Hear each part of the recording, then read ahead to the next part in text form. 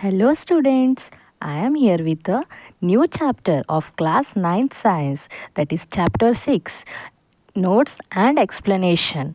Okay, the chapter 6, that is how forces affect motion. Here in this chapter I will provide you the complete notes and explanation according to your new NCERT science textbook Exploration 2026-27 syllabus. So without wasting much time, let's begin with our chapter, that is how forces affect motion. Introduction to force. See, we already know what do we mean by force. Force is nothing but a push or a pull. A push or a pull is called as force. Force मतलब क्या होता है, either push या पुल को हम लोग force बोलते हैं, which can change the state of rest or uniform motion of an object. अगर एक ऑब्जेक्ट रेस्ट पोजीशन में, इधर रेस्ट में है, तो इसके ऊपर हम लोग आइदर इसको पुश करने से या फिर इसको पुल करेंगे तो ये मोशन में आता है. या फिर एक ऑब्जेक्ट मोशन में है, बॉल, सपोज बॉल ले लो, बॉल तुम्हारा जा रहा है, ओके, मूव हो रहा है, मोशन में है, तो उसको स्टॉप करेंगे तो वो रेस्ट पोजीशन में आएगा. ये चेंज, ये स्टेट ऑफ रेस्ट से या यूनिफॉर्म मोशन का जो चेंज है, इसको हम लोग क्या बोलते हैं, फोर्स बोलते हैं. It is a push or a pull on any object. Got? So everyday examples of force. Everyday examples में मैंने थोड़े एग्जाम्पल्स लिस्ट आउट किए. देखो, किकिंग अ स्टेशनरी बॉल, जैसे मैंने अभी बोला कि एक बॉल जब रेस्ट पोजीशन में रहता है, उसको हम लोग एक स्लोली एक किक देंगे तो वो क्या हो जाएगा, it will start to move.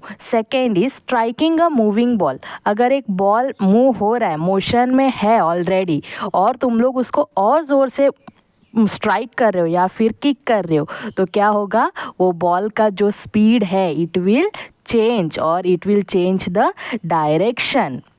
समझ में आया?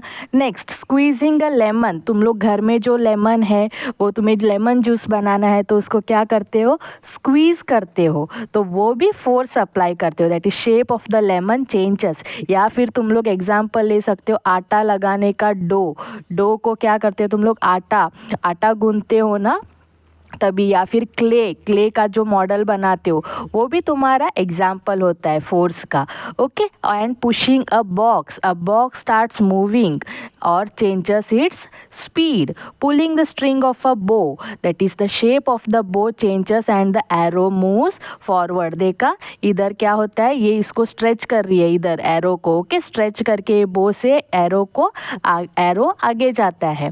ये सारे तुम्हारे एवरीडे एग्जाम्पल्स होते हैं. So force can start the motion of an object, it can stop the motion of an object. देखो, स्टार्ट भी करता है, रेस्ट पोजीशन में है तो मोशन लाता है, या फिर मोशन में है तो रेस्ट पोजीशन में लेके आता है. Okay, vice versa. It can change the speed, that is it can either increase or decrease the speed of the motion. It can change the direction of the motion and it can change the shape of the object also, जैसे कि clay, squeezing of lemon, आटा लगाने का dough. okay, all these are certain changes we can see with the effect of the force on the motion. So force here, see, force is a vector quantity. vector quantity क्या होता है, vector मैंने already तुम्हें motion chapter में सिखाया है, vector scalar क्या है करके. वेक्टर मतलब it has both magnitude and direction. Vector quantity, it is a physical quantity which has both magnitude as well as direction. Magnitude मतलब क्या होता है, इट इज़ स्केल या स्ट्रेंथ भी बोल सकते हो, या स्ट्रेंथ भी बोल सकते हो. समझ में आया? सो हियर सी, ये फोर्स है तुम्हारा, इधर डायरेक्शन, ये हेड, ये टेल बोलते, ये टेल है, ये हेड, एरो हेड बोलते हैं हम लोग इसको, ये फोर्स है. So we can say force as an vector quantity. Next देखो, magnitude and direction of force.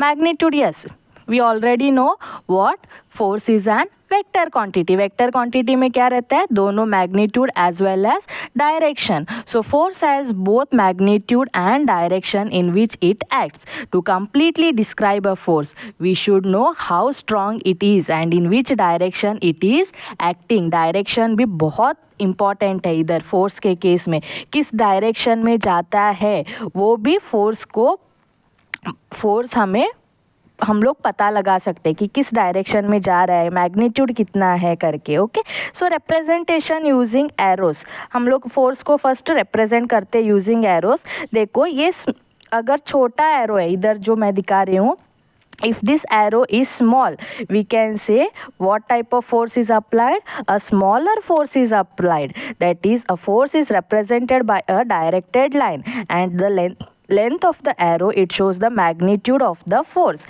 अगर छोटा है तो force is छोटा एरो है तो force is smaller. Small arrow means small force. Here bigger arrow means large force. Bigger arrow means large force. समझ में आया. एंड अगर इधर डायरेक्शन, इधर देखो, इधर डायरेक्शन ऐसे नीचे के तरफ दिखा है, this means what, it is a change, there is a change in direction. ऐसे जा रहा था, सडनली ये नीचे आ गया या फिर सडनली ऊपर भी जा सकता है. इसको हम लोग क्या बोलते हैं, change in the direction. That is, arrowhead shows the direction in which the force acts. Okay, ये arrowhead होता है, इसको arrowhead बोलते हैं, इसको एरो हेड बोलते हैं. अगर ये चेंज हो रहा है तो डायरेक्शन चेंज हो रहा है करके पता लगा सकते हैं हम लोग. समझ में आया. छोटा एरो है तो स्मॉल फोर्स, बड़ा एरो है तो लार्ज फोर्स. अगर एरो चेंज हो रहा है, एरो हेड चेंज हो रहा है तो there is change in the direction of the force. Okay, this is the representation using arrows. Now coming to examples of forces and their directions. तो हमारे पास है 4 type of force, gravitational force, magnetic force, electrostatic force and frictional force. Gravitational force मतलब क्या है, देखो तुम्हारा Newton ने देखा था ना, न्यूटन ने क्या ऑब्जर्व किया था, Apple it fell down on the ground from the tree. Okay, that is what happens here, earth tries to attract all the object towards its center.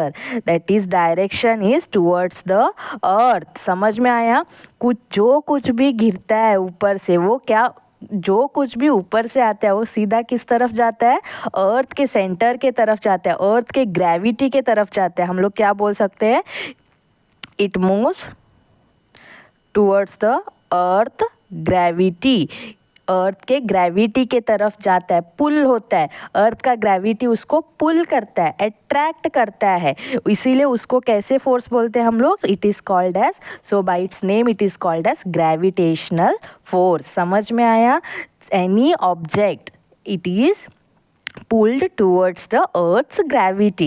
So this type of force is called as gravitational force और इसका direction always it is towards the earth. याद रखो, ये था gravitational force. Next आता है magnetic force. देखो 2 magnet इधर रखा है, ईयर नॉर्थ पोल है, इधर साउथ पोल है, तो 2 अपोजिट पोल्स है, तो इसमें क्या आएगा, इधर अट्रैक्शन आएगा. ओके, अट्रैक्ट होता है, देखा है ना, 2 डिफरेंट पोल्स है तो क्या होता है, it tries to attract. So magnet tries to attract. अगर सेम पोल्स सेम है तो नॉर्थ नॉर्थ है या साउथ साउथ है तो रिपेल होगा. It magnet tries to attract और repel the each other magnet or magnetic materials. So this type of force which is acting, it is called as magnetic force. उसके नाम में ही है magnetic force, मतलब magnet के behaviour के वजह से है, आइदर अट्रैक्शन या रिपल्शन. डायरेक्शन किस तरफ है, देखो, along the field lines, that is from north to south to outside the magnet. outside the magnet क्या है, north to south, नॉर्थ से साउथ के तरफ जा रहा है, नॉर्थ से साउथ के तरफ जा रहा है. समझ में आया. देखो याद रखो, from north to south outside the magnet. ये 11th स्टैंडर्ड के लिए बहुत इंपॉर्टेंट है, not only 11th, for 10th standard also. याद रखो. Okay, direction is always from north to south outside the magnet. Next आते हैं इलेक्ट्रोस्टैटिक फोर्स में. इलेक्ट्रोस्टैटिक फोर्स, इलेक्ट्रोस्टैटिक, इसके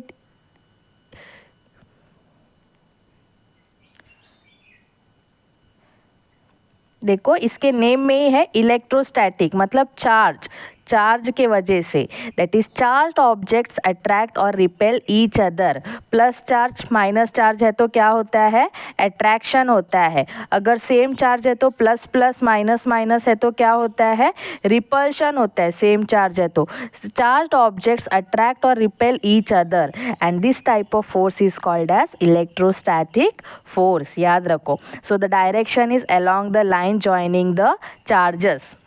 ये लाइन ये होगा तुम्हारा डायरेक्शन। समझ में आया, ये होता है इलेक्ट्रोस्टैटिक फोर्स। दूसरा फोर्थ लास्ट वन आता है फ्रिक्शनल फोर्स। फ्रिक्शन मतलब always it is resisting, that is opposing the motion, opposing the motion. अगर मोशन इस तरफ है तो फ्रिक्शन तुम्हारा अपोजिट वे में होगा। समझ में आया। देखो अगर फोर्स अप्लाई इस तरफ की है, अप्लाइड फोर्स मैंने डायरेक्शन दिखाया है देखो, तो फ्रिक्शन ऑलवेज तुम्हारा अपोजिट डायरेक्शन में होगा। Frictional force is such a type of force which acts between two surfaces in contact and opposes the motion. क्या करता है ये, opposes the motion. Always it is acting in the opposite direction of the motion. इसका direction क्या है, opposite to the motion or tendency of the motion. समझ में आया, ये होता है तुम्हारा फ्रिक्शनल फोर्स। आगे पढ़ेंगे हम लोग यही फ्रिक्शनल फोर्स के बारे में डिटेल में, बहुत इंपॉर्टेंट फोर्स है ये। Okay, so these were your 4 types of force: gravitational force, magnetic force, electrostatic force and frictional force. So effect of changing magnitude or direction, क्या क्या होता है देखो। if magnitude of force increases, अगर हमने scale increase किया तो there will be greater change in the motion। अगर फोर्स इंक्रीज किया, इंक्रीज हुआ तो ग्रेटर चेंज होगा। If magnitude of force decrease होगा तो स्मॉलर चेंज होगा मोशन में। If direction of the force changes then direction of motion also changes. Even if the magnitude is same, changing direction can change the effect as well. समझ में आया। Examples मैंने इधर दिया है देखो, turning a car, kicking a ball, pulling a door, steering a boat, ये सारे तुम्हारे क्या होते हैं, एग्जाम्पल्स ऑफ फोर्स। समझ में आया। वेरी इजी चैप्टर है बट बहुत कॉन्सेप्ट्स बहुत इंपॉर्टेंट है ये चैप्टर में। केस स्टडी क्वेश्चंस के लिए बहुत इंपॉर्टेंट है। ओके, सो एमसीक्यूज के लिए सभी। Force is a vector quantity we know and it has both magnitude and direction. The size that is the length of the arrow shows how strong the force is and the arrow head shows in which direction the force acts. So SI unit and measurement of force. SI unit क्या होता है देखो, मैं first formula बताती हूँ। Force is equal to product of mass and acceleration, आगे नीचे दिया होगा। F is equal to M A, where F मतलब क्या होता है, फोर्स होता है। एम मतलब क्या होता है, मास होता है। ए मतलब क्या होता है, एक्सेलरेशन होता है। ओके, एक्सेलरेशन मतलब तुम्हें पता है ना, it is velocity into time. Okay,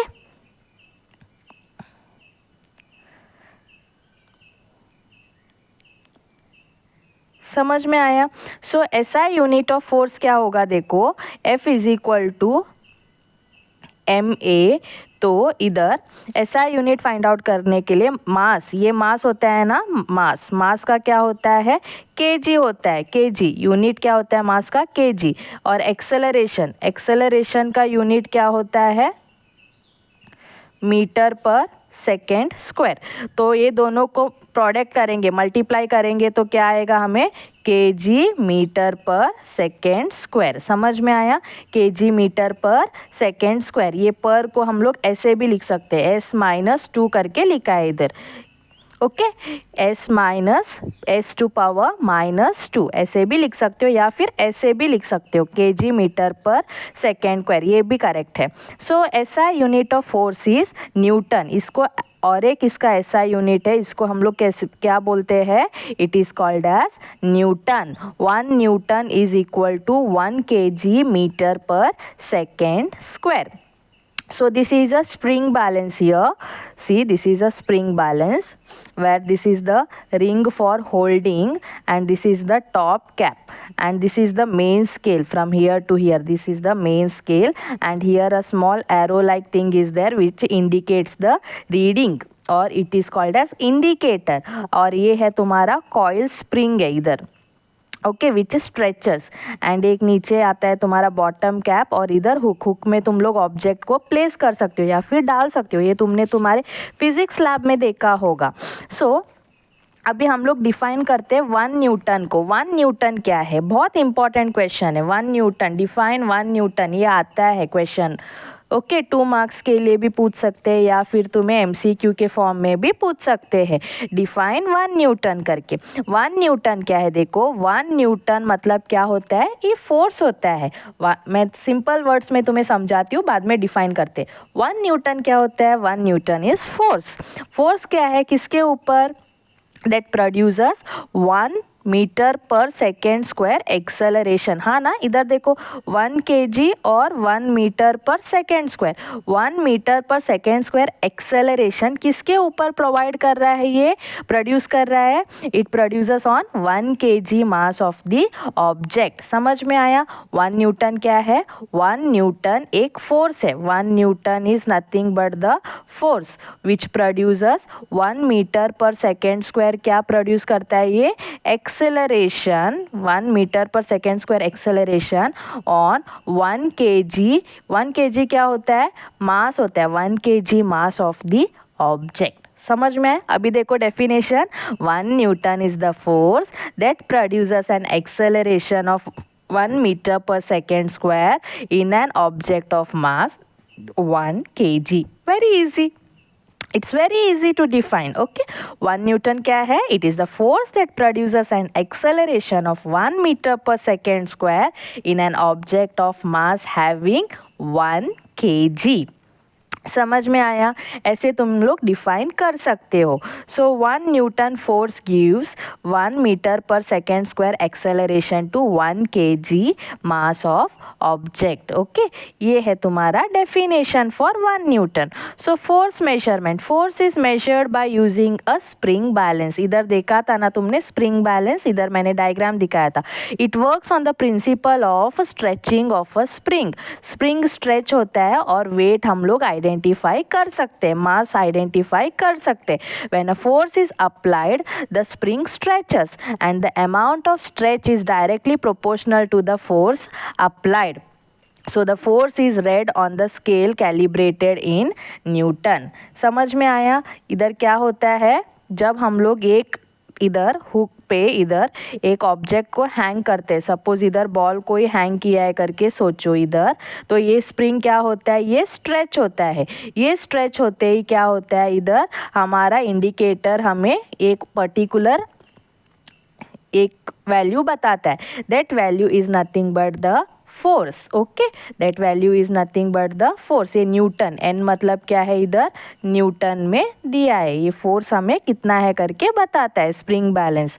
this is used for measuring the force. एक क्वेश्चन दिया है मैंने फोर्स का इधर, और एक बार मैं तुम्हें बताती हूँ. Formula F is equal to M A होता है. 2 kg ऑब्जेक्ट. ओके, मास दिया है. क्या क्या दिया है लिखो इधर. गिवन मास दिया है 2 kg. Accelerates eight 3 metre per second square. इधर यूनिट देखो मीटर पर सेकेंड स्क्वायर, और इधर एक्सेलरेट्स करके बोला है, मतलब वो क्या दिया है? एक्सेलरेशन. इधर देखो एक्सेलरेशन दिया है. Find the force acting on an object. Force find out करना है तुम्हें. फॉर्मूला तुम्हारा F is equal to M A.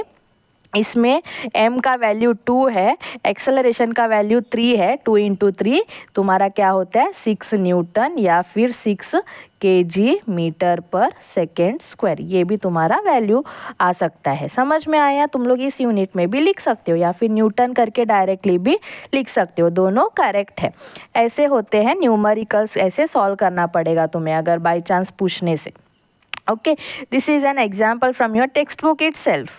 Now coming to multiple forces acting on an object. See, in our daily life, several forces can act on an object at the same time. So example, box on the floor. एक मैंने box लिया है. I have considered a box which is kept on a rough horizontal surface. ये rough surface है, इसीलिए मैंने ऐसे दिखाया है इसको.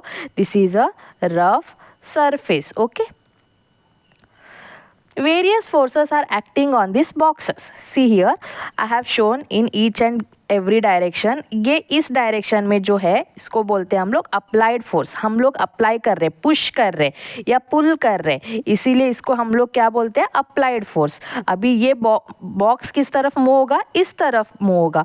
बॉक्स इस तरफ मूव होगा मतलब इसके ऑपोजिट डायरेक्शन में, मोशन के ऑपोजिट डायरेक्शन में जो फोर्स आता है उसका नाम क्या होता है, frictional force, that acts opposite to the direction of the motion. समझ में आया, ये होगा तुम्हारा फ्रिक्शनल फोर्स. और दूसरा आता है अभी थर्ड वन आता है ये नीचे के तरफ हमेशा नीचे के तरफ टुवर्ड्स द ग्रेविटी. कौन सा फोर्स आता है, ग्रेविटेशनल फोर्स. और इसको हम लोग ग्रेविटेशनल फोर्स को हम लोग इधर अभी बॉक्स के केस में हम लोग इसको क्या बोलते हैं, we call it as the weight of the object या weight of the box. Okay, that is gravitational force acting downwards हमेशा क्या होता है, ग्रेविटेशनल फोर्स. तो इधर वो क्या है, वेट है, डब्ल्यू करके लिया है मैंने.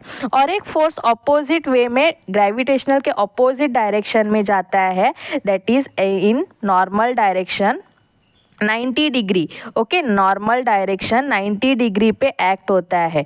ये 90 डिग्री पे एक्ट होने वाला फोर्स, इसको हम लोग क्या बोलते हैं, we call it as a normal force. देखो, normal force which is acting upward in upward direction, that is upward force exerted by the floor on the box. कौन एक्सर्ट कर रहा है, ये फ्लोर एक्सर्ट कर रहा है. किसके ऊपर एक्सर्ट कर रहा है, ये बॉक्स के ऊपर. ये फ्लोर इस बॉक्स के ऊपर एक्सर्ट कर रहा है पर्टिकुलर 90 डिग्री में. दैट इज, इसीलिए इसको क्या बोलते हैं हम लोग, टेंजेंशियल फोर्स बोलते हैं या फिर नॉर्मल फोर्स बोलते हैं. तुम लोग सिर्फ नॉर्मल फोर्स करके याद रखो. समझ में आया. सो ये 4 फोर्सेस है एक बॉक्स के ऊपर एक्ट हो रहे. कौन से, फर्स्ट देखो अप्लाइड फोर्स. अप्लाइड के ऑपोजिट में ये तुम्हारा मोशन रहेगा. अप्लाइड फोर्स मोशन बताता है. मोशन के ऑपोजिट में आता है तुम्हारा फ्रिक्शनल फोर्स. नीचे के तरफ ग्रेविटेशनल फोर्स मतलब वेट होता है. और ग्रेविटेशनल फोर्स के ऑपोजिट डायरेक्शन में होता है तुम्हारा नॉर्मल फोर्स. समझ में आया. नेक्स्ट देखो, forces acting on the box. मैंने ईच फोर्स मैंने डिफाइन किया है. Weight, that is pull of the earth on the box which acts vertically downwards, जिसको हम लोग ग्रेविटेशनल फोर्स भी बता सकते हैं. This is also called as gravitational force. समझ में आया. नेक्स्ट आता है नॉर्मल फोर्स. नॉर्मल फोर्स मतलब it is supporting the force exerted by the floor on the box.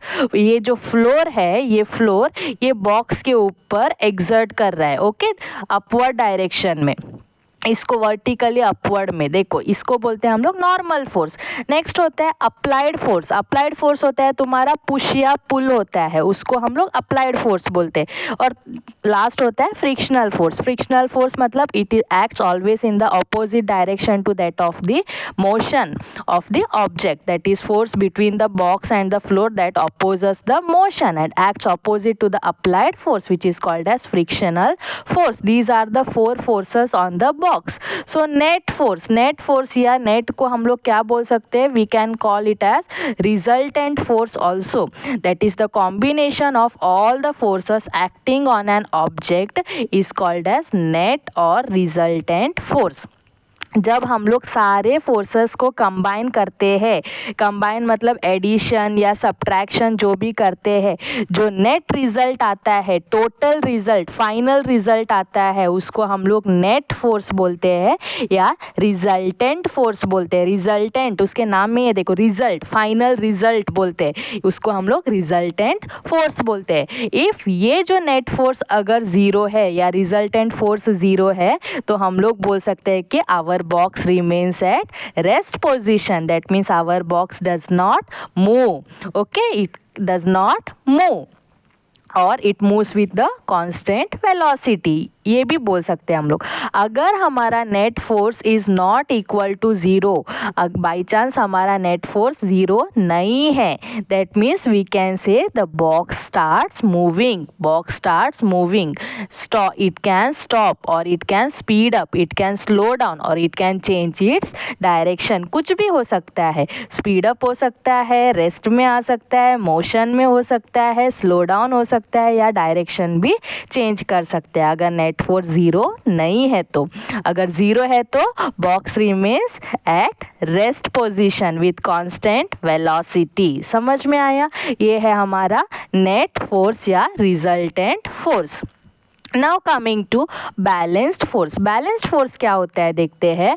Forces are said to be balanced when the forces acting on an object are equal in magnitude and opposite in direction. एक simple example मैं बताती हूँ। देखो, अगर इधर एक object दिया है तो इस तरफ और इस तरफ, देखो ये ऑब्जेक्ट है, ये बॉक्स है करके सोचो। ये बॉक्स पे इधर से भी 5 न्यूटन फोर्स और इस डायरेक्शन में भी 5 न्यूटन फोर्स लगा रहे, दोनों तरफ। इस तरफ से तुम लोग 5 न्यूटन फोर्स लगा रहे हो, इस तरफ से तुम्हारे फ्रेंड 5 न्यूटन फोर्स लगा रहे करके सोचो। ओके, राइट साइड में ये राइट है, ये लेफ्ट है, तो दोनों तरफ सेम इक्वल फोर्स है, equal force in magnitude but in opposite direction. देखो ये इस डायरेक्शन में, ये इस डायरेक्शन में, तभी तुम्हारा ऑब्जेक्ट या जो बॉक्स है वो क्या होगा, it will not move. Why it will not move? Because the forces on both the sides, that is on both opposite sides, it is same or equal in magnitude। समझ में आया? तो इसके वजह से ये जो नेट फोर्स है इसके ऊपर, नेट फोर्स क्या होगा, 5 माइनस 5 दैट इज 0 न्यूटन्स आएगा। नेट फोर्स क्या होगा, 0 न्यूटन्स, जिसके वजह से ये बॉक्स मूव नहीं होगा। समझ में आया? ये ऐसे वाले फोर्सेस को हम लोग क्या बोलते हैं, बैलेंस्ड फोर्स बोलते हैं। They are equal in magnitude but opposite in direction, इसको बैलेंस्ड फोर्स बोलते हैं। ओके, जिसका नेट फोर्स क्या होता है, 0 होता है। एग्जाम्पल देखो, बुक ऑन द टेबल। तो इधर ये बुक है, टेबल पे रखा है, इसके नीचे के तरफ ग्रेविटेशनल फोर्स या वेट होता है और ऊपर के तरफ नॉर्मल फोर्स होता है। ये देखा ना हमने अभी प्रीवियस केस में, वो बॉक्स वाले केस में 4 फोर्सेस मैंने उसके डिफाइन किए थे। तो नीचे वाले जो फोर्स आता है वर्टिकली डाउनवर्ड्स वेट होता है, एंड वर्टिकली अपवर्ड्स इसको हम लोग नॉर्मल फोर्स बोलते हैं। So the book is at rest, that is the upward normal force is always equal to the downward weight. समझ में आया? इसीलिए बुक क्या हो रहा है, रेस्ट पोजीशन में है। That is the net force is equal to 0 and there is no acceleration. No acceleration मतलब मोशन नहीं है। So object remains at rest position, याद रखो। नेक्स्ट इधर है देखो, इक्वल टग ऑफ वार। यही मैंने सेम इधर बताया था, इस तरफ भी 200 न्यूटन, इस तरफ भी 200 न्यूटन, तो दोनों अपोजिट डायरेक्शन में है। तो तुम्हारा नेट फोर्स कितना होगा, 200 minus 200 which will be equal to 0 Newton. So both sides pull with equal force is in opposite direction and therefore the rope will not move. The net resultant force is equal to 0 and there is no acceleration. समझ में आया? Equal tug of war, इसलिए इसको क्या बोलते हैं, balanced forces बोलते हैं। Okay, the forces are balanced. Next है देखो इधर फ्लोटिंग ऑब्जेक्ट। फ्लोटिंग ऑब्जेक्ट में ऊपर के तरफ हम लोग इसको क्या बोलते हैं, बॉयॉन्ट फोर्स बोलते हैं। क्या बोलते हैं, बॉयॉन्ट फोर्स। और नीचे के तरफ ये ग्रेविटेशनल फोर्स होता है तुम्हारा which is called as weight. So the upward buoyant force is equal to the downward weight and the object floats without shrinking or rising. So net force is again equal to 0 and there is no acceleration. So object remains in equilibrium. Equilibrium condition में रहता है. It tries to float without sinking, नीचे भी नहीं जाता है ऊपर भी नहीं आता है, आधा फ्लोट होता है, ऑब्जेक्ट फ्लोट्स। समझ में आया? Next, balanced force and acceleration. When net force of an object is 0, the acceleration of the object will also be equal to 0. That means there is no motion. क्या बोल सकते हैं हम लोग, there is no motion. ओके, acceleration ही नहीं है तो मोशन नहीं होगा। No change in speed or no direction of the motion. So net force is 0 and acceleration a is also equal to 0 balanced force के केस में, याद रखो। समझ में आया? नेक्स्ट देखो अनबैलेंस्ड फोर्स, इसके ऑपोजिट वे में। अभी उधर क्या था, जो फोर्सेस अप्लाई कर रहे हैं दोनों क्या था, सेम इक्वल था फोर्सेस, ओके। बट इधर क्या होता है, ये देखो इधर मैंने एग्जांपल इधर दिया है, इस तरफ 5 न्यूटन फोर्स लगा है, उस तरफ 10 न्यूटन फोर्स लगा है। तब जब हम लोग नेट फोर्स कैलकुलेट करते हैं, नेट मतलब टोटल रिजल्टेंट फोर्स, जब हम लोग कैलकुलेट करते हैं कितना आता है, दैट इज ग्रेटर फोर्स। पहले हमें बड़ा फोर्स को लेना है, 10 newton minus 5 newton, that is 5 newton. और तुम्हारा डायरेक्शन किस तरफ होगा, it will be to the right side, जिस तरफ तुम्हारा ग्रेटर फोर्स अप्लाई होता है। ग्रेटर फोर्स किस तरफ अप्लाई होता है, उस तरफ तुम्हारा ऑब्जेक्ट मूव होगा। इसीलिए इसको क्या बोलते हैं हम लोग, अनबैलेंस्ड फोर्स बोलते हैं। इधर इसका मैग्नीट्यूड इक्वल नहीं रहता है, दोनों फोर्स अलग अलग वैल्यू के रहते हैं। इधर 5 न्यूटन का है, इधर 10 न्यूटन का है, देखो। So when the forces acting on an object are not equal and opposite, they are called as unbalanced force. It produces a non-zero net force. Total resultant इसका क्या रहता है, it is a number, it is not a zero. उधर balanced के case में net force क्या था, zero था, वेरेज इधर क्या होता है, नेट फोर्स एक नंबर रहता है, नॉन ज़ीरो नंबर रहता है। समझ में आया? So net force is not equal to zero. देखो here, and the starting motion here, an unbalanced force can start the motion of an object at rest position, that is pushing a box makes it move from rest position. Stopping motion, an unbalanced force can act opposite to the direction of the motion and can stop a moving object, that is अगर ball move हो रहा है तो इसको opposite direction में इसको stop कर सकते हैं। friction between the ball and the ground slows it down and finally stops it. next आता है changing speed, कार का स्पीड, बाईसाइकिल का स्पीड, व्हीकल का speed, okay. an unbalanced force can increase or decrease the speed of the moving object, that is pressing the accelerated, देखा होगा ना तुमने real life में, it increases the speed of the car. Next is changing direction. An unbalanced force can change the direction of an moving object, that is a bat hitting the ball changes its direction. Ball का direction change होता है जैसे ही ball bat को लगता है। समझ में आया? ये है कुछ daily life examples with unbalanced forces. So everyday examples मैंने और दिया है, देखो। A kicked football starts moving, brakes are applied to a bicycle to stop it, hitting a ball with the bat changes its speed, car turning at a curve changes its direction, pushing a door to open it. ये सारे तुम्हारे everyday examples होते हैं। So calculating net force, net force कैसे calculate करते हैं, देखो। When two or more forces act on an object along the same line, जब दो फोर्सेस एक्ट होते हैं सेम लाइन में, देखो इधर F1 F2 दो फोर्सेस है, F1 F2 है एंड सेम लाइन में, ओके, सेम डायरेक्शन फोर्सेस है। द रिजल्टेंट और the net force, that is the final total force, it decides the motion of the object. जब ऐसे दोनों सेम डायरेक्शन में है तो तभी हम लोग फोर्सेस को क्या करते हैं, ऐड करते हैं, F1 प्लस F2, कितने भी फोर्स रहने दो, अगर इधर F1 है, F2 है, F3 है, ओके, कितने भी n नंबर ऑफ फोर्स रहने दो, ये सारे फोर्सेस को हम लोग क्या करते हैं, we try to add it. The net force is the sum of the forces when they are in the same direction. समझ में आया? ओके, इधर देखो सभी को ऐड किया है when the direction is same, whereas वही सेम अपोजिट डायरेक्शन में फोर्सेस है। इधर देखो अपोजिट में F1 इस तरफ है और F2 इस तरफ है, अपोजिट डायरेक्शन में जब फोर्सेस है तभी हम लोग क्या करते हैं, we try to find the difference. Difference मतलब सब्ट्रैक्ट करते हैं, सब्ट्रैक्शन करते हैं, larger force minus smaller force. देखो larger force minus smaller force, okay, and the direction of the net force is same as the direction of the larger force. जिस तरफ तुम्हारा larger force है, अगर ये तुम्हारा larger force F2 है तो तुम्हारा डायरेक्शन टोटल रिजल्टेंट का डायरेक्शन भी ये larger force के तरफ रहेगा. समझ में आया? ऑपोजिट डायरेक्शन फोर्सेस के केस में, सेम डायरेक्शन फोर्सेस के केस में तुम लोग सीधा सीधा ऐड करते हो और तुम्हारा डायरेक्शन भी उसी तरफ रहेगा.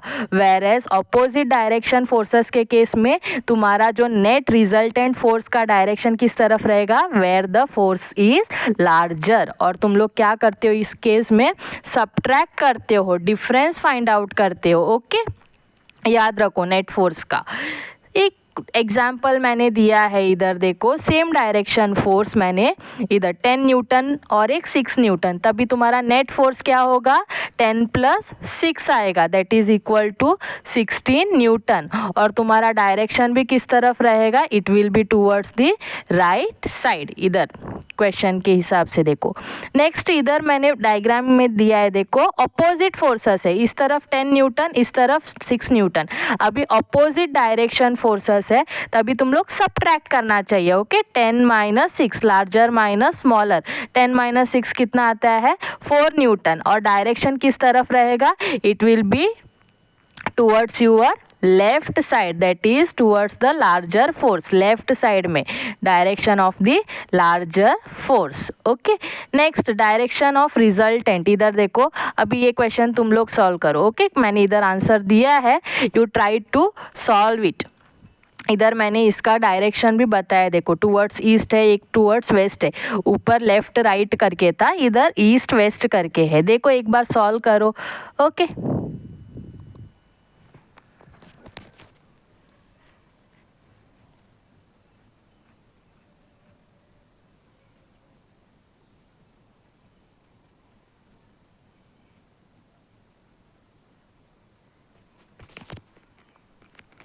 see if you like my notes which I am providing, please do subscribe to my channel Class Excellence and hit the like button. Okay, and also say in the comment which chapter notes, explanation or case study question or MCQ question you want in the form of video. Also go through my all the playlist which I have attached here in the description box. Next, coming to the next topic, that is forces acting at an angle. देखो forces need not always be parallel. Parallel करके हमेशा नहीं रह सकता है. Okay, इधर जैसे हमने ऊपर देखा था forces ऐसे ऐसे ऐसे इस तरफ ऐसे एक्ट हो रहे थे, ये पैरेलल फोर्सेस करके बोलते हैं हम लोग. बट ऐसे ज़रूरी नहीं है कि हमेशा ये पैरेलल फोर्सेस ही रहना है करके. कुछ फोर्सेस हम लोग किसी भी डायरेक्शन में ले सकते हैं. In many situations 2 or more forces they can act on an object in different directions as well and they may make an angle with each other. देखो जैसे कि इस तरफ इधर मैंने फिगर में दिखाया, ये एक रफ सरफेस मैंने लिया है, इधर एक बॉक्स रखा है मैंने, एक फोर्स इस तरफ जा रहा है, एक फोर्स इस तरफ जा रहा है और इसके बीच में कुछ एंगल बन रहा है. Okay, these two forces they are making an angle with each other and we cannot simply add or subtract such type of force. तभी ऊपर क्या था, जो जब हम लोग सॉल्व कर रहे थे वो पैरेलल फोर्सेस थे, तो सीधा सीधा हम लोग उसको ऐड कर रहे थे या सबट्रैक्ट कर रहे थे. बट ये फोर्सेस देखो पैरेलल नहीं है, इन दोनों के बीच में क्या है, एक कुछ एंगल बन रहा है. तो इस केस में हम लोग डायरेक्टली ऐड या सबट्रैक्ट नहीं कर सकते. So we have to find their resultant forces. इस केस में हमें इसको क्या फाइंड आउट करना है? We have to find the resultant forces. समझ में आया? एंड ये रिजल्टेंट फोर्स हमें उसका direction of the final force बताएगा.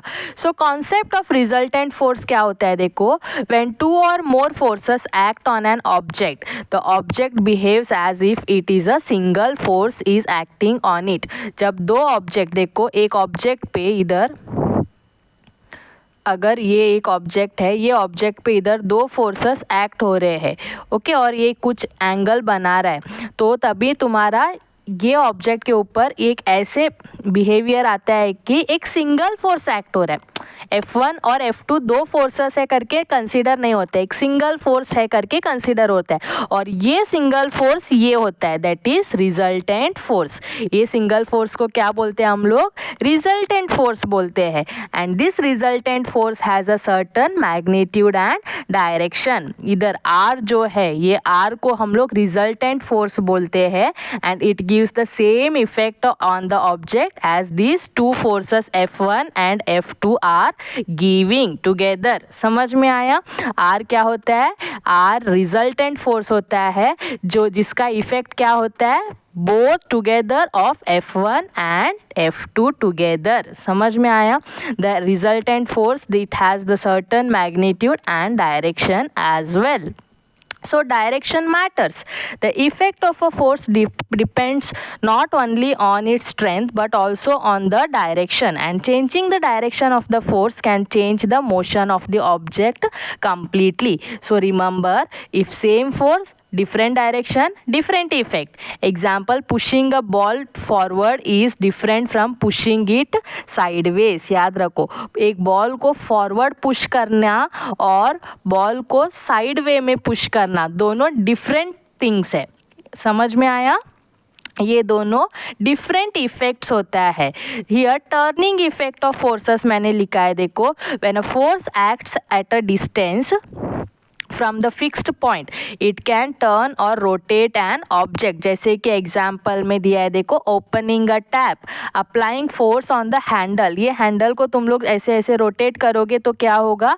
It will turn on the tap या it will close the tap. इधर turning a door handle, a force is applied on the handle to turn the door. ऐसे ये handle को ऐसे तुम लोग घुमाते हो ना, ये मूव करते हो ऐसे, तो इसको क्या होता है? हैंडल को, डोर के हैंडल को टर्न कर रहे हो, जिसके वजह से ये डोर ओपन हो रहा है। And this turning effect is called as moment or it is called as torque. याद रखो, इसका नाम क्या है? ये फोर्स का नाम क्या है? It is called as moment और टॉर्क बोलते हैं इसको। Examples, steering a bicycle, turning the handle bars, tightening a screw with a screw driver, using a spanner to loosen a nut. ये सारे तुम्हारे एग्जाम्पल्स ऑफ टॉर्क या moment होते हैं।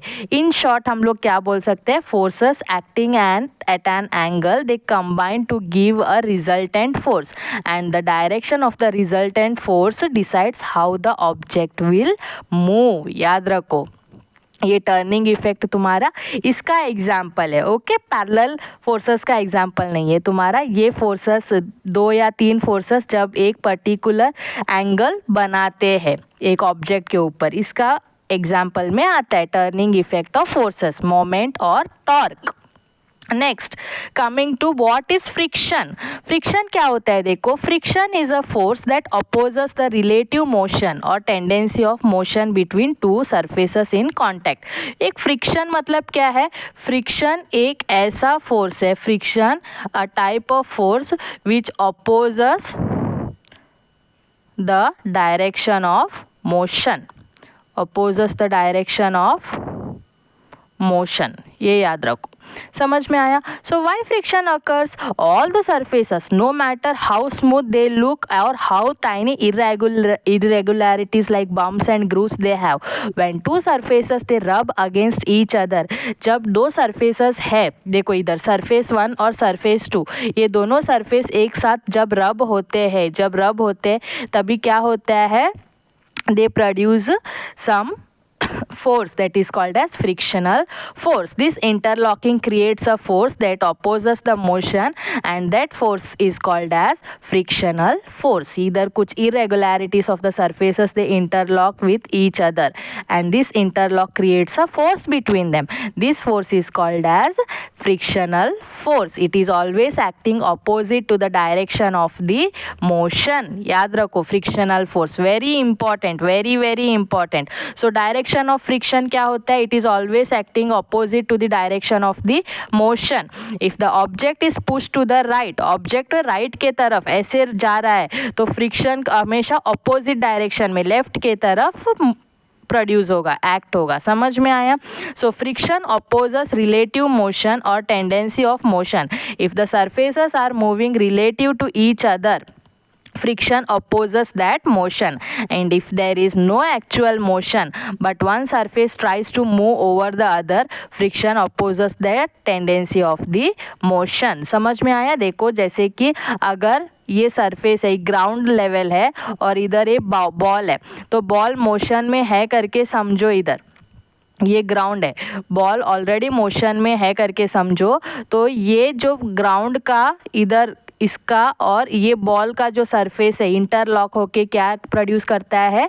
फ्रिक्शनल फोर्स प्रोड्यूस करता है, जो अपोजिट डायरेक्शन में एक्ट होगा ये फ्रिक्शन, और ये बॉल को अपने आप क्या करेगा? ये स्टेट ऑफ रेस्ट में लेके आएगा। देखा होगा ना तुमने ग्राउंड में जब खेलते हो, फाइनली जब बॉल मूव हो के वो लास्ट में क्या होता है? स्टॉप हो जाता है। That is because of frictional force, याद रखो, which acts in the opposite direction to that of relative motion. Example मैंने दिया है, देखो, pushing a box, friction between the box and the floor opposes the motion.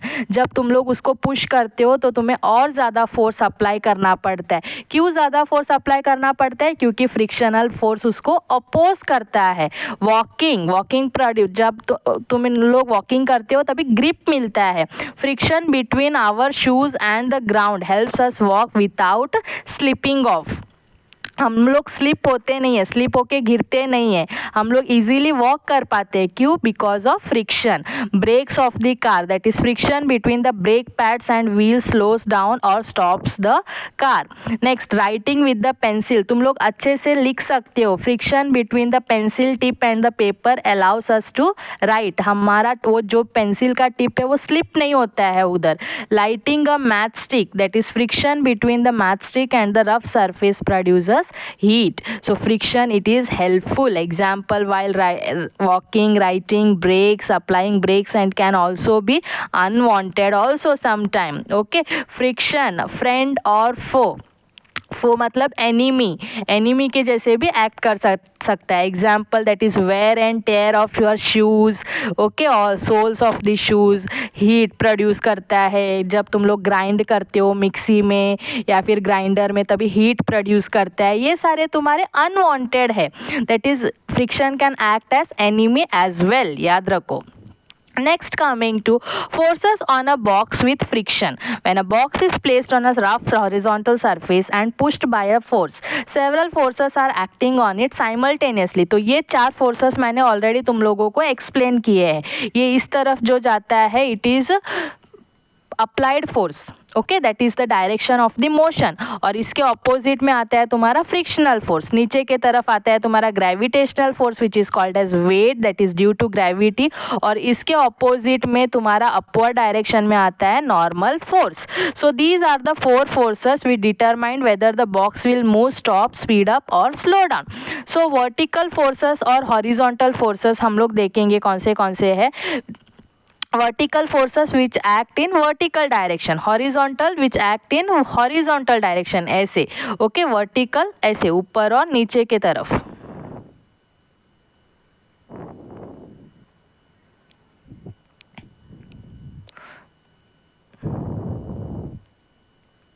ऐसे। सो act vertical forces कौन से है? 2 वर्टिकल फोर्सेस। एक होता है तुम्हारा वेट जो नीचे के तरफ acts downwards at the centre of the earth, that is due to earth's gravity. और दूसरा होता है नॉर्मल फोर्स, ये नीचे के तरफ और ये ऊपर के तरफ, that is normal force which acts vertically upwards and which is perpendicular to the surface, 90 degree पे है। इसको टेंजेंशियल फोर्स भी बोल सकते हैं हम लोग, याद रखो। नेक्स्ट, हॉरिजॉन्टल फोर्स है, दैट इज एक होता है तुम्हारा अप्लाइड फोर्स जो इस तरफ ऐसे अप्लाई किया है, that is direction of push और पुल। और दूसरा होता है इसके ऑपोजिट डायरेक्शन में which is called as frictional force which acts opposite to the direction of the motion or tendency of motion. So for a box on a horizontal surface without vertical acceleration, जब vertical acceleration नहीं रहता है, only horizontal surface पे क्या होता है? N is equal to W, normal force is equal to weight, याद रखो। That is 2 vertical forces are equal in magnitude and opposite in direction, so the box does not move up or down. समझ में आया? वो table वाला case, table पे हमने book रखा था ना, वो टेबल पे बुक रखा था, ये क्या होता है, ये बुक रेस्ट पोजीशन में रहता है। क्यों, ये जो नॉर्मल फोर्स है और ये जो W वेट है, ये दोनों क्या रहते हैं, both will be equal रहता है, because of which the book will not move from the table। समझ में आया, ये थिंग है इधर जो बताया है। नेक्स्ट इधर इस केस में देखो, नेट हॉरिजॉन्टल फोर्स कितना होता है, ये हम लोग क्या करते हैं जब अप्लाइड फोर्स के ऊपर डिपेंड होता है। If F that is applied force, it is greater than frictional force, then F net is in the direction of capital F। that मतलब क्या है, F मतलब larger force के direction में होता है। and if both the forces, frictional and applied force, they both are equal, then the net force is 0। that means box will move with constant velocity or it will remain at rest बोल सकते हैं। but अगर if F is less than small f, then the net force is opposite to the capital F, that is applied force, and the box slows down and may stop। Frictional force ज़्यादा है, इधर frictional force कम है, इस तरफ frictional force कम है, तो box move होगा, box का स्पीड अप हो जाएगा। ओके, फर्स्ट केस में।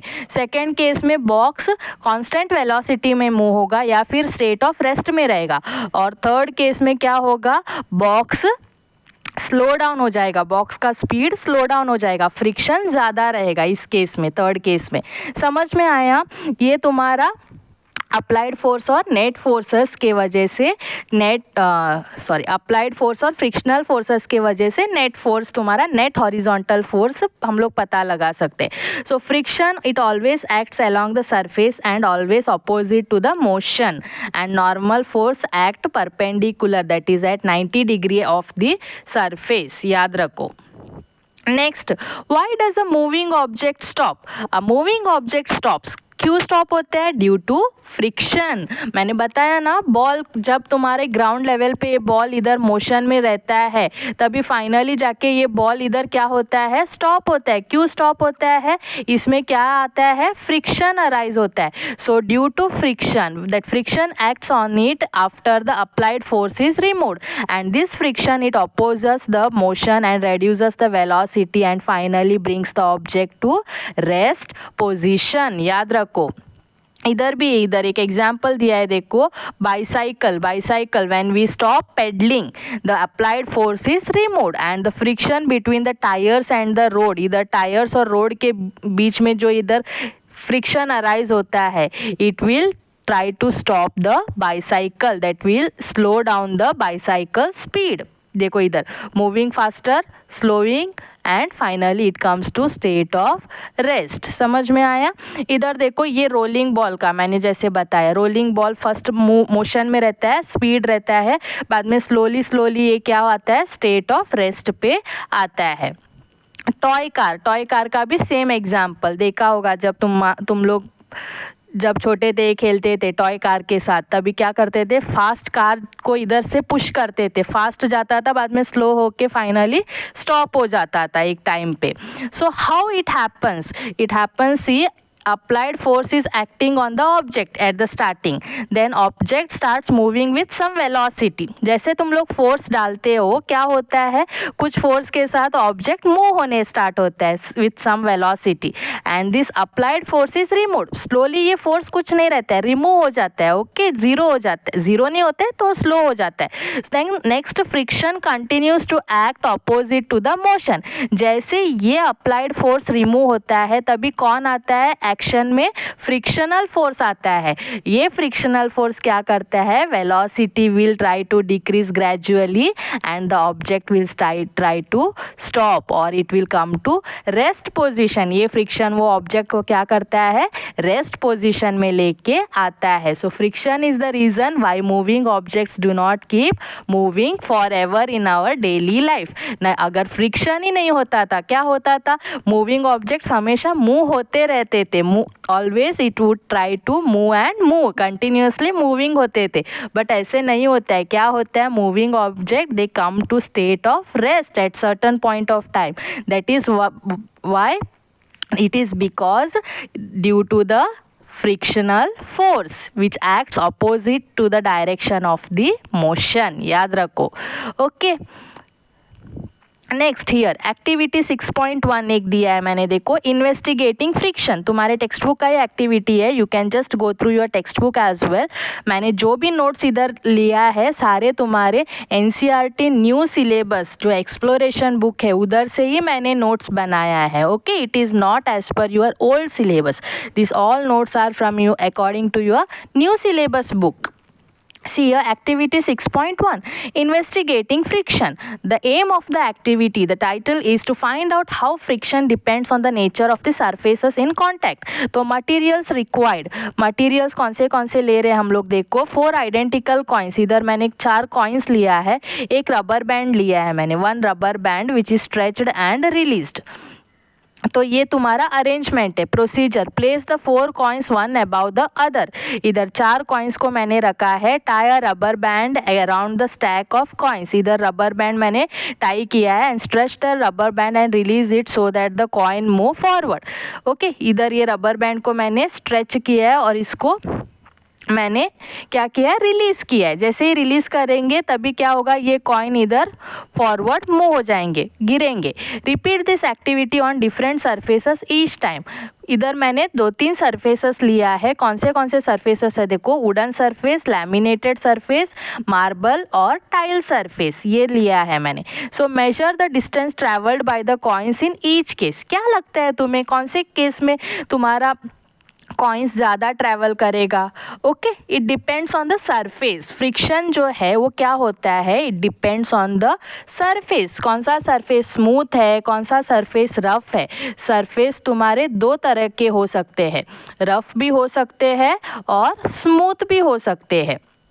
तो इधर इस केस में देखेंगे तो सबसे ज़्यादा स्मूथ सरफेस कौन सा रहेगा, तुम्हारा मार्बल रहेगा। सबसे ज़्यादा स्मूथ सरफेस कौन सा रहेगा, मार्बल या टाइल सरफेस रहेगा। ओके, मोर स्मूथ रहेगा ये। बाद में ये थोड़ा मीडियम स्मूथ रहेगा और ये थोड़ा तुम्हारा रफ, लिटिल बिट रफ होगा ये wooden surface. Okay, so let's see observation table, ये तुम्हारा ऑब्जर्वेशन टेबल है, wooden surface, laminated surface, marble और टाइल सरफेस। इधर distance travelled by the coins in centimetre, ये तुम्हें आइडेंटिफाई करना है, एक्टिविटी करना है तुम लोगों को।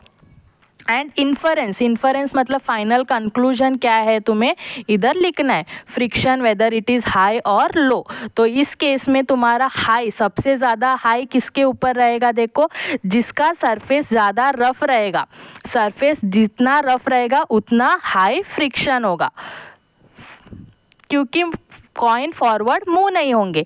तो इधर रफ सरफेस मैंने किसका लिया था, वुडन का लिया था, तो इसका फ्रिक्शन क्या रहेगा, हाई रहेगा, और इसका थोड़ा मीडियम रहेगा लैमिनेटेड का, और इसका टोटली लो फ्रिक्शन रहेगा, क्योंकि ये जो है कम्प्लीटली स्मूथ सरफेस रहेगा, मार्बल या टाइल सरफेस। नीचे दिया है मैंने ये एक्टिविटी का, देखो कंक्लूजन क्या है, the coins they travel different distances on different surfaces. Same surfaces तो नहीं है, एक वुडन है, एक लैमिनेटेड है, एक मार्बल है। So the surface at which the coin travel the longest has the least friction. देखो लॉन्गेस्ट जितना ट्रैवल करेगा कॉइन, उसका जो फ्रिक्शन है सबसे कम रहेगा, लीस्ट रहेगा। Less friction coin travels more, more friction coin travels less. याद रखो अपोजिट, ओके, इनवर्सली प्रोपोर्शनल है। Friction depends on the nature of the surface in contact. तो इधर से हम लोग पता लगा सकते हैं कि जो फ्रिक्शन है नेचर ऑफ द सरफेस के ऊपर डिपेंड होता है, क्योंकि हमने 3 different types of material use किया है, 3 different types of surfaces use किया है, तो तीनों पे कॉइन तुम्हारा सेम डिस्टेंस पे मूव नहीं होगा। ओके, तो इधर देखो कंक्लूजन्स मैंने दिया है, different surfaces they produce different frictions, smaller the friction more faster the object will travel. तो वुडन का देखो डिस्टेंस ट्रैवल शॉर्टर रहेगा, फ्रिक्शन मैक्सिमम रहेगा, ज़्यादा रहेगा, हाई रहेगा। ओके, लैमिनेटेड में मीडियम डिस्टेंस ट्रैवल करेगा कॉइन से, ये मीडियम फ्रिक्शन रहेगा, और मार्बल में मोर लॉन्गेस्ट डिस्टेंस ट्रैवल करेगा कॉइन, क्योंकि इसका जो है ये स्मूथ, कंप्लीटली स्मूथ सरफेस होगा, ये थोड़ा रफ सरफेस होगा। ओके, याद रखो। और इधर फ्रिक्शन क्या रहेगा, इट विल बी मिनिमम या लो रहेगा। Got, this is the activity from your text book itself. You can just go through this activity. इसके ऊपर केस स्टडी क्वेश्चन भी आ सकते हैं, कॉन्सेप्चुअल क्वेश्चंस भी आ सकते हैं, डायग्राम बेस्ड क्वेश्चंस आ सकते हैं, एमसीक्यू में भी पूछ सकते हैं। सो ये एक बार देखो, ये surface nature, this friction depends on the nature of the surface, ये है ये एक्टिविटी का मीनिंग ये है। Okay, as friction decreases the distance travelled by the object also increases. What if friction disappeared completely? सोचो अगर फ्रिक्शन ही नहीं है, फ्रिक्शन है ही नहीं, एग्जिस्ट ही नहीं करता है, तब क्या होगा? Let's imagine a world without any friction. क्या होगा? A ball once thrown would keep moving in the same direction. Ball क्या होगा?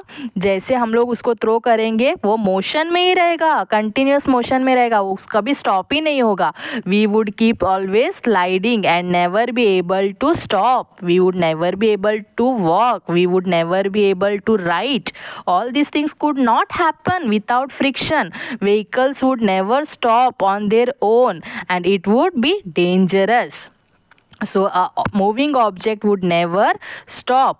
It would keep moving with the same speed and in the same direction forever, and we would not be able to walk, ride, hold things or drive vehicles. Everything would be slippery and uncontrollable. याद रखो, इसीलिए friction is very very important for our daily day life. याद रखो, okay?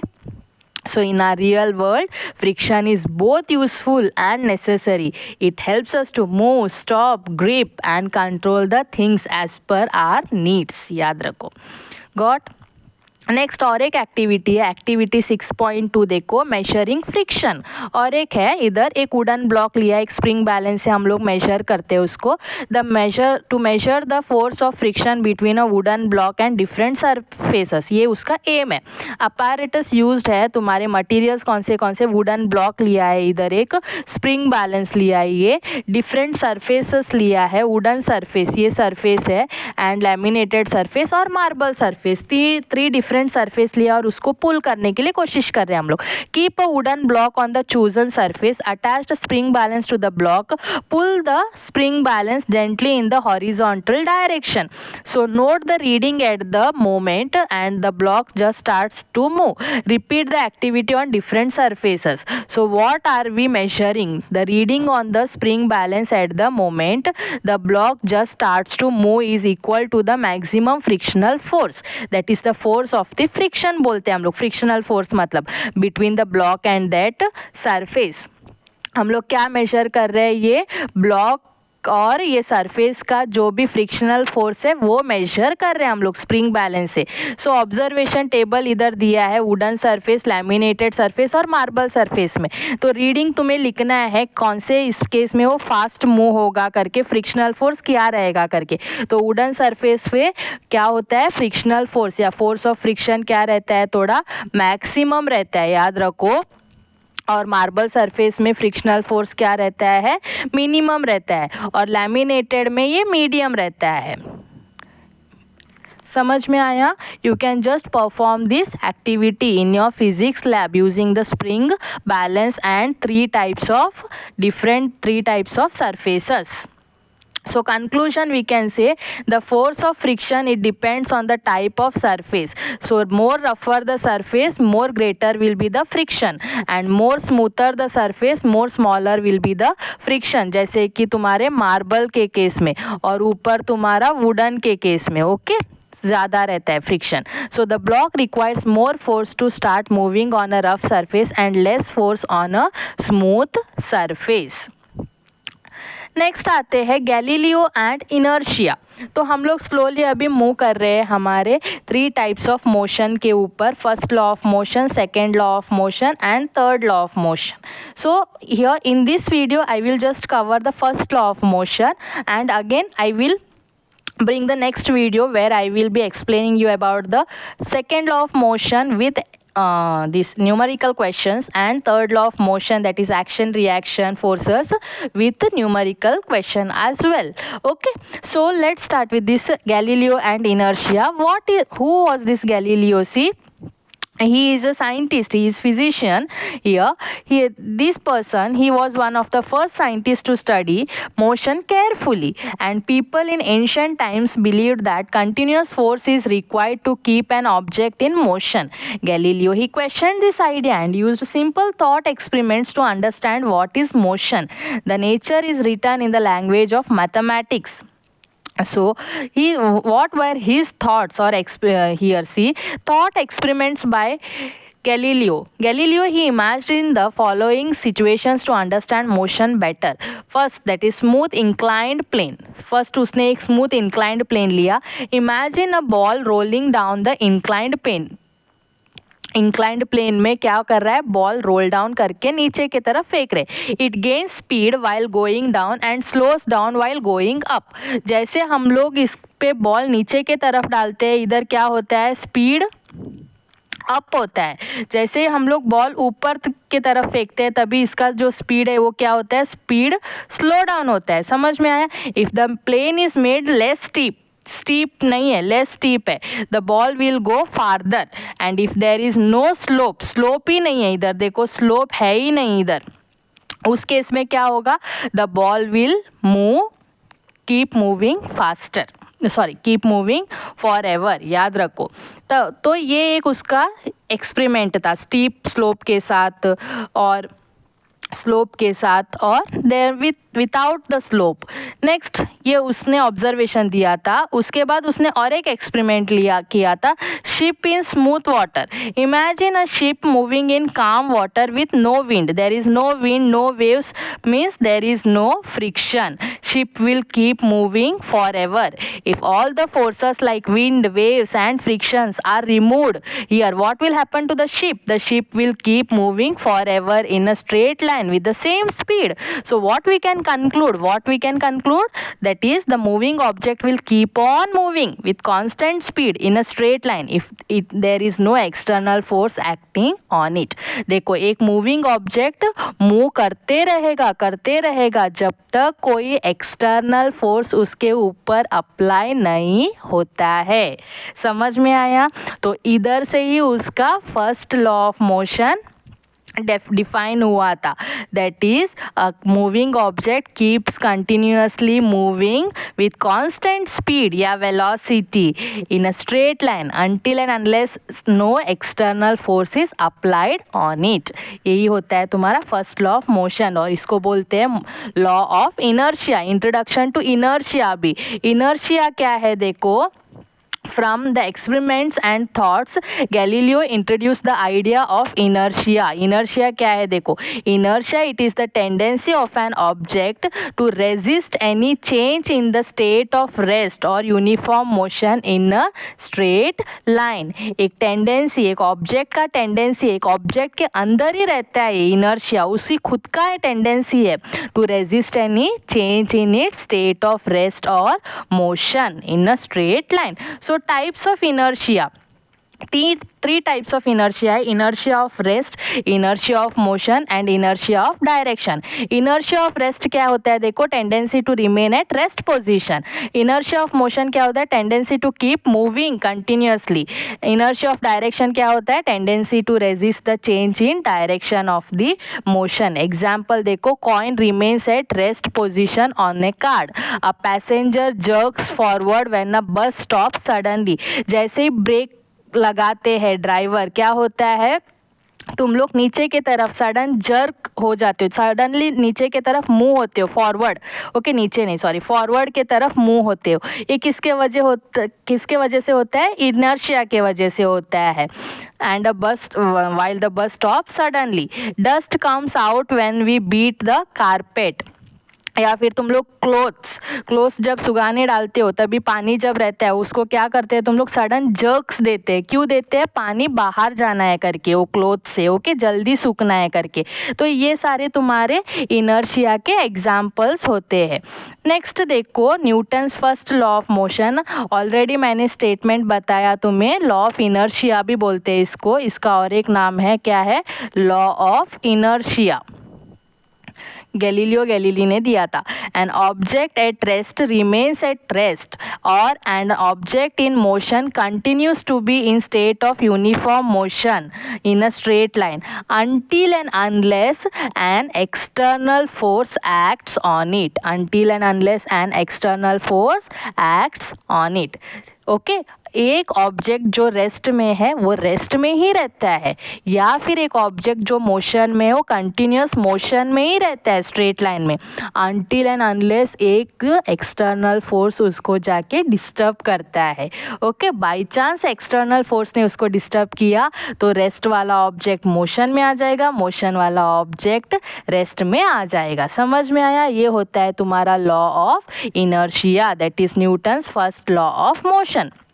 So let's understand what is rest. Rest when an object is not moving with respect to its surroundings. देखो जैसे कि ये book है टेबल पे रखा है, it is at rest position until a force is acting on it. अगर by chance तुम लोग इधर आके इधर स्लोली ये बुक को क्या करोगे, हाथ लगाओगे तो ये बुक मूवमेंट में आ जाएगा, इधर मूव होगा। Uniform motion when an object moves along a straight line with the same speed, मतलब देखो सेम स्पीड के साथ एक कार ट्रैवल कर रहा है। A car is moving on a straight road with constant speed. Next constant velocity when an object moves in a straight line with constant speed and in the same direction. Speed constant है, velocity constant है और direction भी same है, direction भी change नहीं हो रहा है। Net force the overall force acting on an object taking all the forces into account is net force is 0 newton, that is no change in the motion. If it is not equal to 0 newton there is change in the motion. ये balanced force रहना चाहिए इस case में। Okay acceleration मतलब क्या है, देखो rate of change of velocity, rate of change of velocity. If net force is equal to 0, acceleration is also equal to 0, whereas if net force is not equal to 0, that means acceleration is also not equal to 0. Acceleration का formula क्या है, a is equal to rate of change of velocity. Rate, ये change rate मतलब with respect to time होता है और ये change in the velocity, that is final velocity minus initial velocity. Final मतलब v होता है, स्मॉलर इनिशियल मतलब u होता है और t मतलब टाइम होता है, a मतलब एक्सेलरेशन होता है। इसके यूनिट्स के साथ मैंने इधर दिया है, डिफाइन किया है ऑलरेडी। मोशन चैप्टर में मैंने तुम्हें इसके नोटेशंस सिखाए, v u a t s everything I have told you. So in simple words an object will continue doing what it is already doing. Rest में है तो रेस्ट में ही रहेगा, मोशन में है तो मोशन में ही रहेगा, until and unless a net external force tries to act on it, tries to change it। समझ में आया? ये है तुम्हारा Newton's first law of motion. Examples कौन से आते हैं देखो, इसके ऊपर तुम्हें केस स्टडी क्वेश्चंस देखने को मिलेंगे। केस स्टडी में पूछेंगे तुम्हें कौन सा न्यूटन्स की कौन सा लॉ इसको बिहेव करता है, ऐसे क्वेश्चंस पूछ सकते हैं। Define Newton's first law of motion, what is inertia, what is law of inertia, ऐसे क्वेश्चंस आ सकते हैं इसके ऊपर। सो एग्जांपल्स याद रखो मेनली इसके कौन से है। अ हॉकी पक keeps moving on ice, a ball on the ground remains at rest, a passenger jerks forward when a bus stops suddenly, a passenger moves for backward when a बस start suddenly. ये सारे तुम्हारे law of inertia के examples है। समझ में आया? मैंने ऑलरेडी इसके MCQ क्वेश्चन भी सॉल्व किए हैं। You can just go through that MCQ question और case study question as well in the playlist. Okay, in one playlist I have given all my concepts, explanation, notes, and along with MCQ, case study question, previous year question, each and everything from one chapter I have included in that particular playlist. You can just go through the whole playlist. Okay, in one playlist only you will find each and every content of that chapter. Remember. So again I am saying, if you like my teaching as well as my notes and explanation, please do subscribe to my channel Class Excellence. Next, understanding constant velocity. Constant velocity का meaning क्या है देखो, this means object moves with same magnitude of velocity. Velocity change नहीं होगा। अगर velocity तुम्हारा 5 metre per second है तो जब इधर जाएगा तभी भी वो क्या रहेगा, 5 मीटर पर सेकेंड ही रहेगा, कांस्टेंट रहेगा, सेम रहेगा। That is the magnitude will remain same in the same direction. Direction भी सेम रहना चाहिए, मैग्नीट्यूड भी सेम रहना चाहिए, इसीलिए इसको क्या बोलते हैं, constant velocity. That is magnitude of the velocity should remain same and the direction should also remain same. So constant velocity means when both the magnitude and the direction of the velocity remains same, the velocity is called as constant. For a straight line motion, if an object moves with a constant velocity, it always moves along a straight line. याद रखो, straight line में move करता है object. Next, net force तभी क्या रहता है, zero रहता है। So according to Newton's first law, when the net force acting on an object is zero, its velocity remains constant. Net force जब जीरो रहता है, वेलोसिटी क्या होता है, कांस्टेंट रहता है, it continues in the same state of motion. Net force zero है, देखो इधर 5 न्यूटन, दोनों तरफ, इस तरफ और इस तरफ, दोनों तरफ 5 न्यूटन फोर्सेस अप्लाई किया है। तो नेट फोर्स अपोजिट डायरेक्शन है तो 5 माइनस 5 सब्ट्रैक्ट करना पड़ेगा, ये कितना आएगा, नेट फोर्स जीरो आएगा and there is no change in the motion. Position time graph for constant velocity, ये होगा तुम्हारा position, that is ST graph. ST graph होगा तुम्हारा, okay, ST graph for constant velocity, ये स्ट्रेट लाइन ग्राफ आएगा। And velocity time graph, ये VT graph है, VT graph for constant velocity. Constant velocity मतलब ये हॉरिजॉन्टल एक्सिस के straight line आएगा तुम्हें, okay. It means the velocity remains constant, that is same at all the time interval. Zero, time zero पे भी उतना ही है, टाइम 10 सेकेंड्स पे भी उतना ही है, टाइम 20 सेकेंड्स में भी उतना ही है, टाइम 30 सेकेंड्स में भी उतना ही है। तो तुम्हारा ये कांस्टेंट वेलोसिटी होगा। और ये एस टी ग्राफ, इधर जो तुम्हें स्लोप मिलता है, इधर जो तुम लोग स्लोप फाइंड आउट करते हो, that is S by T, मतलब distance by time, distance by time, ये तुम्हारा होगा वेलोसिटी। स्लोप, स्लोप क्या होगा, कांस्टेंट, इधर स्ट्रेट लाइन, स्ट्रेट लाइन। समझ में आया? It means the object covers equal distances in equal intervals of time. ये सारे मैंने तुम्हें मोशन चैप्टर में सिखाए हैं ग्राफ, तुम लोग जाके एक बार चेक कर सकते हो मोशन चैप्टर को। Next, examples: a car moving on a straight highway at 60 km/h, a train moving on a straight track at a uniform speed, a moving walkway in an airport. All these are examples of constant velocity. Next, first law in everyday life, किधर किधर use करते हैं हम लोग, देखो Newton's first law, it says that an object at rest remains at rest and an object in motion it continues to be in the motion with the same velocity until and unless a net external force acts on it. So this law can be seen in many situations of our day life. First देखो इधर, passenger in a bus, when the bus start suddenly, bus जब suddenly start होता है, the passenger's body it tends to remain at rest, so he seems to move backward, okay. जैसे bus start होता है क्या होता है, he tries to move backward. When the bus suddenly stops, the passenger body tends to move forward. ये है। Next, seat belt का example देखो, during a sudden stop or collision, our body tends to keep moving forward and seat belts apply a force on our body and stops us from moving forward. So seat belts protect us by applying an external force and changing our motion. याद रखो, seat belt क्या करते हैं, हमें protect करते हैं by applying certain external force and helps us from falling forward.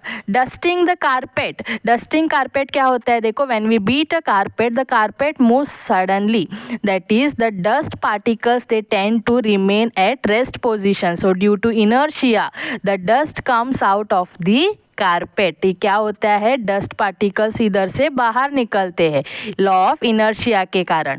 Next, coin और card experiment, place a coin at a card on a card kept on the edge of the table.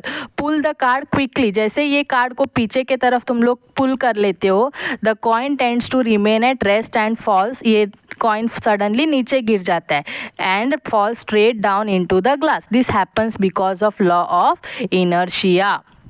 Next, sudden start or stop of the vehicles. When a vehicle starts suddenly, our body tends to remain at rest, and because of this we move backward in this here. Sudden stop start, ये sudden start के कारण, ये sudden stop के कारण क्या होता है, body हमारा फॉरवर्ड मूव होता है. So in both the cases our body's motion does not change immediately due to inertia. समझ में आया. ये कुछ तुम्हारे डेली डे एग्जाम्पल्स होते हैं फर्स्ट लॉ के according. First law questions and numericals ऐसे कॉन्सेप्चुअल क्वेश्चंस मैंने दिया इधर कुछ. What is the net force of an object moving with constant velocity. Net force हमेशा क्या रहता है, 0 न्यूटन्स रहता है कांस्टेंट वेलोसिटी के केस में. If the net force on an object is 0, what can we say about इस motion. Motion क्या होता है, it will remain either at rest position और it will continue to move in a straight constant velocity in a straight line. याद रखो. Next, can an object at rest have a net force acting on it? If net force is 0, it remains at rest position, and if net force is not 0, what will happen, it will start moving in the direction of the net force. इधर दिख रहा है F1 F2. देखो F1 is equal to F2, net force 0 है and object will remain at rest position. मैंने एक numerical भी include किया है इधर, 2-3 numerical. Car of mass 1000 kg, mass दिया है तुम्हें m is equal to 1000 kg, is moving with constant velocity, v दिया है 20 metre per second on a straight road. What is the net force acting on it. Net force कितना है करके पूछा है. Straight road, constant velocity, constant velocity है तो acceleration क्या होगा, it will be equal to 0. Constant velocity है तो एक्सेलरेशन कितना होता है, हमेशा 0 मीटर पर सेकेंड. इधर दिया है ना कांस्टेंट वेलोसिटी मार्क किया है, तो एक्सेलरेशन क्या है, 0 मीटर पर सेकेंड स्क्वायर. याद रखो. तो F is equal to m में हमारे पास फॉर्मूला है, F is equal to m में एम एक्सेलरेशन इधर 0 है तो फोर्स भी कितना होगा, 0 न्यूटन्स. देखो ऐसे क्वेश्चंस भी आ सकते हैं. ओके, तुम लोग 1000 और 20 को मल्टीप्लाई मत करो, क्वेश्चन पढ़ो क्या है करके. Next, a book of mass 2 kg is placed on a table and remains at rest. So what is the net force acting on it.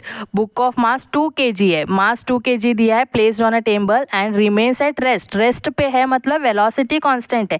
Velocity constant है तो एक्सेलरेशन क्या होगा, acceleration will be equal to again 0 metre per second square. याद रखो. तो F is equal to m में a का value 0 है तो फोर्स का वैल्यू भी कितना आएगा, 0 Newton's.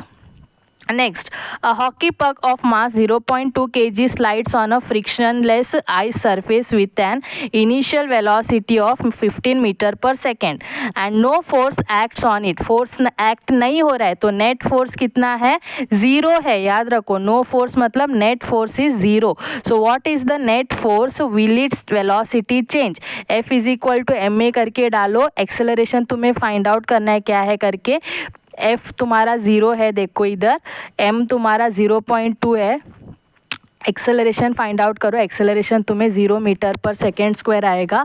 And what we can say about the velocity, it will remain constant. Velocity will remain constant and it is equal to 15 metre per second. याद रखो. If the net force on an object is 0, the object remains at rest position or it moves with constant velocity in a straight line. समझ में आया. ये है तुम्हारा first law of motion के numerical questions. Next, force produces acceleration.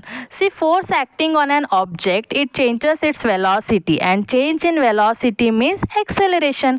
Change in velocity ऊपर देखा ना हमने न्यूमेरिकल में, चेंज इन वेलोसिटी का मीनिंग क्या होता है, it is acceleration. Change in velocity मतलब v minus u with respect to time, ये एक्सेलरेशन बोलते हैं हम लोग. So when a force acts on an object, its velocity also changes. And this change in velocity, it may be because of increase in speed, it may be because of decrease in speed, it can be because of change in the direction of the motion.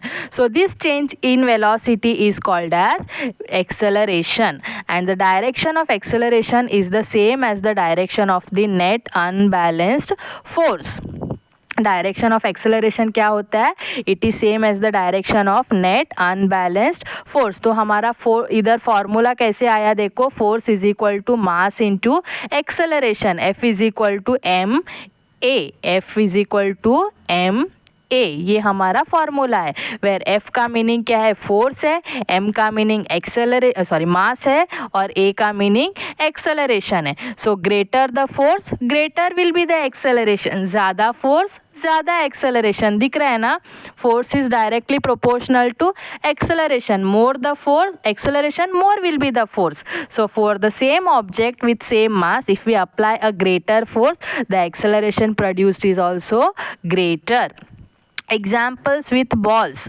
देखो कुछ balls के साथ examples दिया है.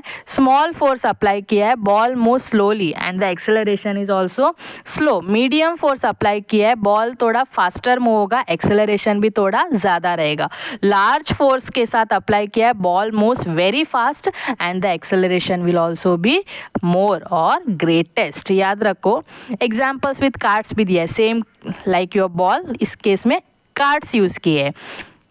दो important points क्या है देखो. For the same mass acceleration is directly proportional to force. देखो acceleration is directly proportional to force, and if force is zero, force is zero है तो एक्सेलरेशन भी क्या हो जाएगा?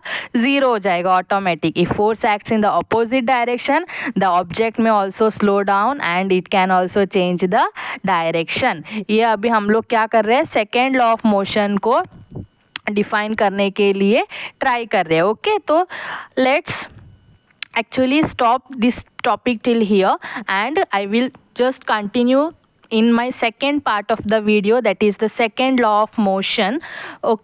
Second law of motion, third law of motion, along with certain numericals. I will be explaining the reaction and action reaction forces to opposite forces. Okay, all those things I will explain in my second video. Also I will attach the link of that video in my video descriptions box.